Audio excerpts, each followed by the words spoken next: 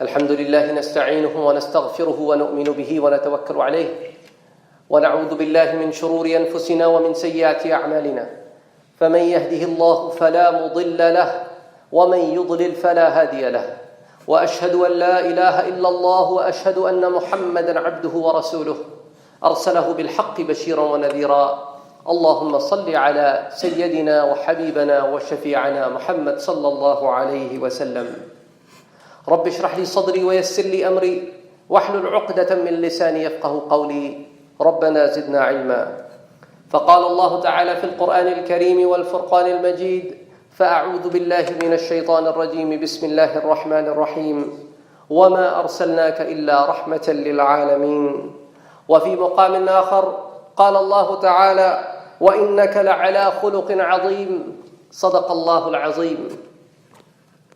The two ayahs that I have recited to you today, they have been spoken in honor of Prophet Muhammad sallallahu alayhi wa alihi wa sallam. And Allah subhanahu wa ta'ala is directly speaking with His Prophet, the a'zam al-khalq, the best of the best creations of Allah subhanahu wa ta'ala. وَمَا أَرْسَلْنَاكَ إِلَّا رَحْمَةً لِلْعَالَمِينَ. O Prophet of Allah, you have been sent as the mercy for everybody. I am Rabbul Alameen, and I created the house of the worship at Kaaba, which was Hudal lil Alameen, and I am sending for the humanity Rahmatan lil Alameen, the Prophet of mercy. And in another place, Allah subhanahu wa ta'ala says to His Prophet, وَإِنَّكَ لَعَلَىٰ خُلُقٍ عَظِيمٍ. O Prophet of God, you are at the highest level of moral values ever imaginable by any human or any being. Now we're going to keep these two ayahs as our focal point today, and we're going to go over some stories from the life of the Prophet Muhammad sallallahu alayhi wa alihi wa sallam. And as I go over those short stories with you, I'm going to give you some references of the books. And of course, they can be found in more than one book or two books or three books. They have come with a lot of reoccurrence.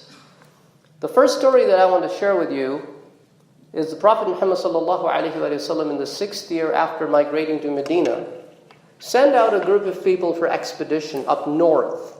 Back then it used to be called Najd. It was northern region from Medina. It is probably present in Iraq and those areas, the mountainous region. This expedition was, the head of this expedition was Muhammad bin Muslima radiyallahu anhu. And when he went there, no war took place. And upon coming back, they saw a man sleeping. He was dressed up in the cloak as he was going for Umrah. However, he was from the enemy's side. So they captured him. And they brought him into Medina. When he was brought into Medina, the Prophet asked Muhammad bin Muslima, do you know who you have captured? He said, no, I don't know who I've captured. Looks like an enemy guy. He said, you have captured the guy who is the leader of the tribe of Yamama.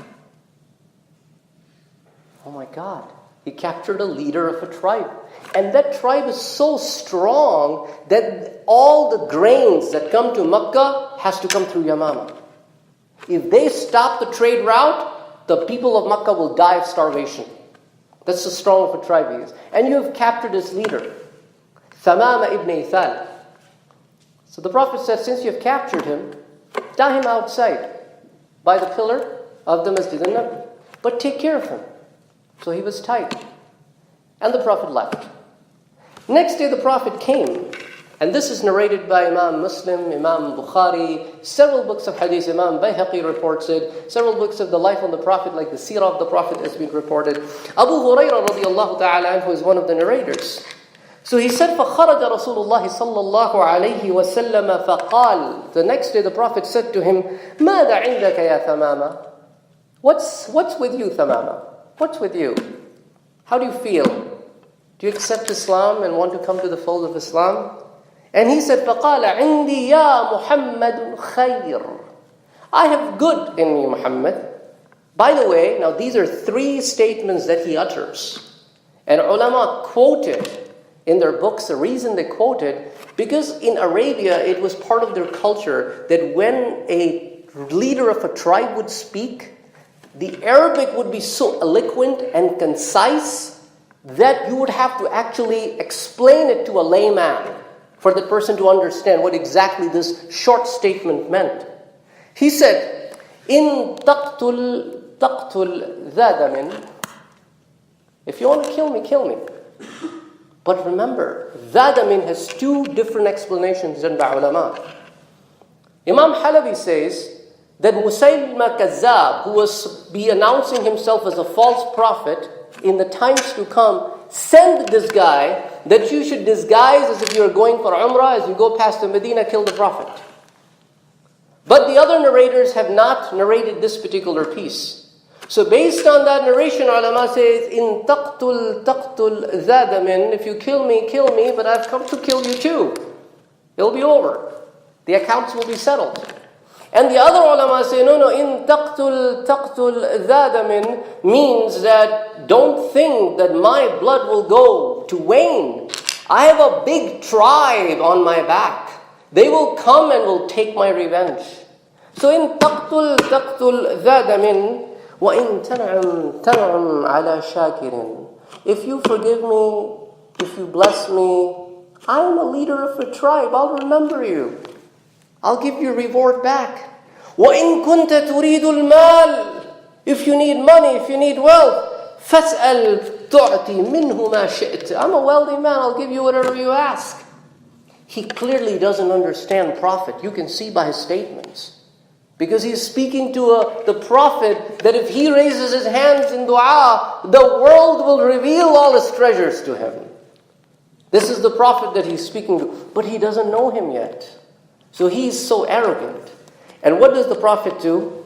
فَتَرَكَهُ, left him. Because he doesn't know. There's no point of arguing, speaking with him. Left him. And then on the next day, Prophet went to him again and فَقَالَ يَا ثَمَامَ مَا عِنْدَكَ. How are you doing today? What do you say today? And he said, قَالَ مَا قُلْتُ لَكَ. I already told you what my intentions are. إن تنعم على شاكر وإن تقتل ذادم وإن كنت تريد المال فاسأل تعطي منه ما شئت. I'll give you whatever you ask for. And the Prophet left him and went again. Third day asked the same question, he responded the same way. And then the Prophet said to his companion, أطلقوا ثمامة. Let go Thamama, set him free. And Thamama went, فانطلق إلى نقل قريب من المسجد. He went to a date palm tree very close to the masjid. فاغتسل. He took the bath. He cleansed himself. And then he came to the Prophet and said, "O Prophet, when I was tied here for 3 days, I understood what Islam has done to these people. These are the same people I used to go past the city of Yathrib, and they were bloodthirsty of each other. There was Aus and there was Khazraj. They were ready to fight. And now I see them pray together. That's a miracle. What have you done?"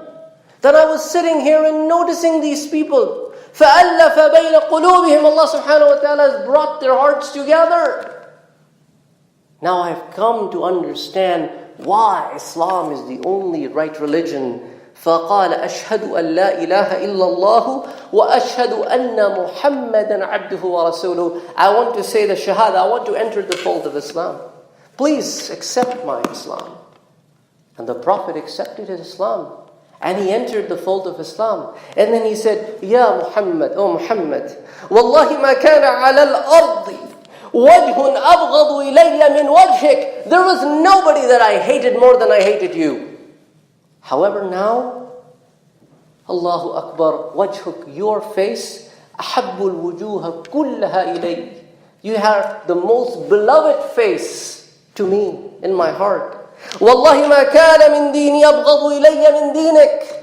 There was no other religion that I hated more than I hated your religion. But now I love it more than I love any other religion. Wallahi ma kana min baladin abghadu ilayya min baladik. There was no country, no land I hated more than I hated your land. But now I fell in love with it. Now you order Thamama ibn Ithal. Who is Thamama ibn Ithal? The leader of his tribe. And he is asking the Prophet, you order me, what should I do? Should I go and complete my umrah? That was my original intention. Should I go back? The Prophet said, go and complete your umrah. So he comes to Makkah. He starts doing the tawaf, he starts saying the talbihat, he starts doing the du'as, but he doesn't go to the idols. He doesn't go to the idols.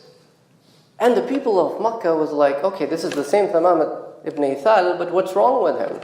So he went to him and said, have you gone astray from the religion of Abraham? He said, no. قال لا ولكني أسلمت مع رسول الله صلى الله عليه وسلم. No, but I have accepted what Muhammad has brought. I am a Muslim. He said, how dare you come over here and you're a Muslim? And they started giving him a hard time. And then he got angry. He said, وَلَا وَاللَّهِ لَا يَأْتِيكُم مِّنَ الْيَمَامَةِ حَبَّةً حَنْطَطَهُ حَتَّى يُؤْذَنَ فِيهَا رَسُولُ اللَّهِ صَلَّى اللَّهُ عَلَيْهِ وَسَلَّمَ. I will not let a single grain pass from Yamama to you, and you will die of starvation until the Prophet orders me otherwise. And they got scared. Of course, that was the only source of grains for them, because Yamama was like a field for them, because nothing grew in Makkah. So he went back and he stopped their supply line. The people in Makkah, the staunchest enemies the Prophet had in the Arabia, came to starvation. No grains. Nothing. And now they send a message through the messenger to the Prophet and said, one of your companion, Thamamat ibn Ithal, he has cut our supply line. Can you please order him to reinstate that so that we can at least eat? Our kids are going hungry, our women are going starving, our all elder people are suffering, and we are suffering. And this Prophet of mercy, of course it could have been, if it was a normal, regular leader of our times, would have said, oh Lord, those are my staunchest enemy, let me make them strive to death. But here there is a Prophet of mercy. He right away sends a message to Thamama and said, no, reinstate it, what are you doing? To the enemy who is there to kill the Prophet, who sent not one but multiple times hidden people to kill the Prophet. These were the same people who came in Badr. These were the same people who came in Uhud. These are the same people who brought with them 10,000 men on the outskirts of Medina to wipe the city off the face of the earth. They're the same people who killed the Prophet's beloved uncle. They're the same people who killed his cousins. These are the same people that forced him to leave Kaaba. But this is the mercy of the Prophet, that the same people, when come to him with the request, he fulfills it. That's why Allah subhanahu wa ta'ala says, وَمَا أَرْسَلْنَاكَ إِلَّا رَحْمَةً لِلْعَالَمِينَ. Allahu Akbar. There is another incident I want to quote over here. This is reported by Imam Ahmad in Musnad Ahmad, in Sunan Ibn Majah, in Sunan Darimi, in Mustadrak al-Imam Hakim, dalail nabuwwah Imam Abu Nu'aym, في مجمع الزوائد by Imam Haythami, and Al-Bidayah wa Nihaya by Ibn Kathir. Several books have reported this incident. That when Prophet Muhammad sallallahu alaihi wasallam was one day going on another expedition, a camel approached the Prophet. Can you imagine? Camel? An animal that you and I think are senseless, yet Allah has given them this wisdom that they can differentiate a prophet from a non. And a camel approached the Prophet, and the camel is crying. And the Prophet looks at the camel and says, where are the owners of this camel? And the companions say, we don't know. He asks the camel, go guide. The camel takes them to the owner. And the owners come back to the Prophet. And the Prophet said, your camel has complained against you. He said, because he's old, you want to slaughter him when he served you when you were this to this? And you make him work hard, but you don't feed him enough. He said, Prophet, we apologize. We're going to take care of him now. This is the camel. Why among all the people he had to approach the Prophet? There is another incident reported by Imam Abu Dawood, and also Ibn Kathir reports it. Also Qasa'is al-Kubra, Imam Suyuti reports it, of a red bird. Same expedition, comes and starts flying low near the Prophet. And the Prophet looks at the companions and said, who troubled this bird for its kids? Allahu Akbar. He knew the cause. Who troubled this bird for its kids? One of the companions stepped forward and said, we took the kids from the nest because they were so beautiful. The Prophet said, return it back. This is the mercy we're talking about. That not just mercy for the humans or the jinns, but all beings. All beings. Subhanallah. Another story, short story, reported again in Dalail al-Nabuwwah by Imam Abu Nu'aym. Ibn Kathir also reports it, and so Imam Suyuti in Khasa'is al-Kubra and Imam Baihaqi in Dalail al-Nabuwwah, that there is a deer. And one of the companions, Zayd ibn Arqam, reports it. I was a boy, and I was going with the Prophet in the streets of Medina. And we noticed that there was a little tent. Next to the tent, there was a deer that was tied up. And it called the Prophet. And I was like, wow. And he approached the deer. And the deer said, this guy neither kills me nor let me go. I have kids in the forest. I need to go and nurse them. If you may let me go, I'll go and nurse them and come back. And the Prophet said, what if you don't? Allahu Akbar. Now this conversation is not happening between a human beings, a deer and the Prophet.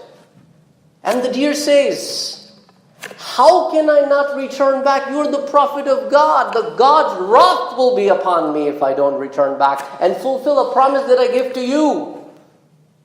And the Prophet let it go. And it comes back after a little while. And the Prophet ties it back. In the meanwhile, the hunter comes. And the Prophet asks him, would you gift this to me? He says, of course I'll gift this to you. And the Prophet let the deer go. And in another narration, Zayd ibn Arqam said, I heard the deer. As if I saw the deer. As if it's dancing in joy. And was running and jumping and saying, La ilaha illallah, Muhammadur Rasulullah sallallahu alayhi wa sallam. Last story I want to bring in. These are the stories of the mercy of the Prophet. We need to go and read about them. And there are like hundreds of them. Not one or two. Hundreds of them. Reported by the people after the Prophet in their books. Once Prophet went in Baqi' al-Qarqat in Medina, the graveyard, and buried one of the Ansar, the people of the Medina. And upon coming back, wolf.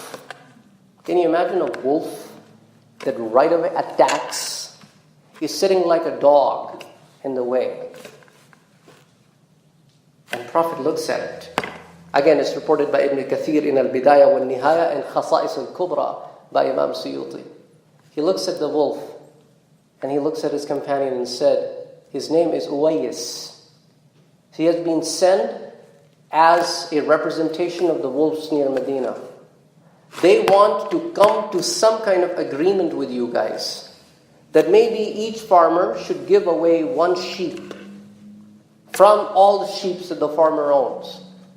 And then the companion said, Prophet Muhammad, if this is your order, we'll fulfill it right away. He said, no, it's not my order. It's just my suggestion. That I'm just telling you what he wants you to do. And they said, no, Prophet, that's too much. We are already so poor. So the Prophet asked the wolf, go away. They don't agree on your terms. And the wolf went away. So this is the Prophet of mercy. And we are the believers in Islam. We believe that La ilaha illallah Muhammadur Rasulullah. Then why are we not merciful? Why our hearts have gone so hard? And he's the Prophet of mercy for everybody, not just Muslims, everyone. So we need to go back and reflect upon, where is the mercy lost from my heart? How can I instill it back? What can I do to get that mercy back? I got to be having an empathy, not just a sympathy. أقول قولي هذا وأستغفر الله لي ولكم ولسائر المسلمين فاستغفروه إنه هو الغفور الرحيم.